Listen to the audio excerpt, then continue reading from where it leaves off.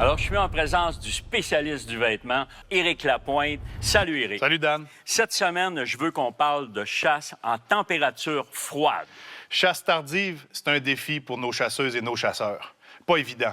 Il fait froid, mais il ne faut pas négliger l'humidité. Il faut quand même être capable de l'évacuer et la technologie est au rendez-vous dans les habits que je te parle aujourd'hui. C'est en plein ça parce qu'on le sait, quand on a froid, on est mal à l'aise, on bouge. C'est pas très, très bon pour la chasse. Mais là, on a deux vêtements. Alors, je voudrais que tu m'en dises plus un petit peu. On a déjà parlé ensemble de l'importance de s'habiller en pelure d'oignon. Oui. Bien, on continue là-dessus. OK. Lorsqu'on a des bonnes sous-couches et qu'on vient ajouter une membrane supplémentaire au niveau de l'isolation qui respire et qui peut retenir l'eau, c'est encore gagné en température froide. Et c'est ce qu'on retrouve ici dans ces vêtements-là.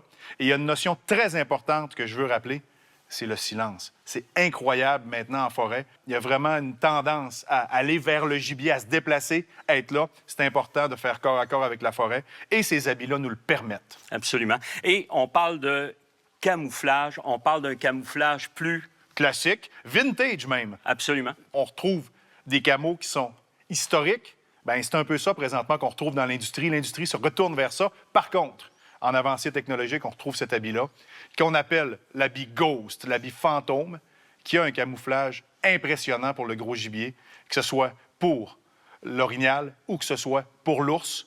Techniquement, comme il est fait, celui-là, on retrouve la peluche à l'extérieur et une membrane qui a été traitée à l'intérieur pour permettre de repousser l'eau. Alors, l'eau peut s'emmagasiner quelque peu, mais elle ne va pas pénétrer et créer de l'inconfort.